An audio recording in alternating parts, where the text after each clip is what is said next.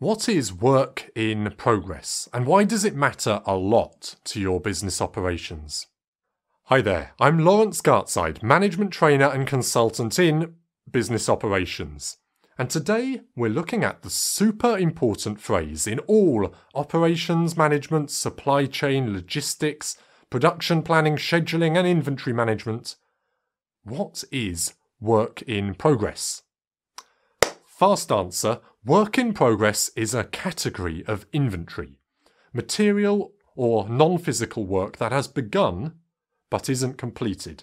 For once, the name is pretty handy, but work in progress is also very often shortened to WIP, W-I-P, which if you overheard in conversation could lead your mind astray.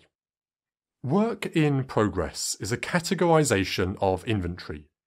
Other types would be raw materials, finished goods, or spares and service support parts. It's also often called work in process. You might come across someone who claims there is a difference, but he'll never meet someone else who knows, so in the real world the two are near universally the same thing, either. So, whereas raw materials are the inventory coming into the system or business, be that iron ore coming into a steel plant or microchips coming into a computer assembly factory. After we have started to work on the job or on the materials, then we can start to call it work in progress. It includes inventory or jobs that are being worked on right now, and also inventory or jobs that are waiting to be worked on. Stuff that has already had some work done to it, but is now waiting for the next process. Usually, the vast majority of work in progress is waiting to be processed. So what does WIP look like in different industries? In a car factory, WIP would include partially built cars moving down the production line, or the heap of already folded metal waiting to be painted. But it isn't just about factories.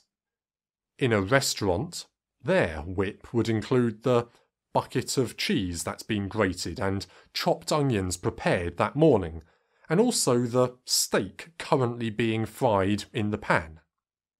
You could treat it as the physical ingredients, or in terms of the jobs, the number of customer orders that have been started and are now paused or currently being worked on in the kitchen. In a software development company, WIP would be the software and code that has begun but hasn't been published or sent finished to the customer yet.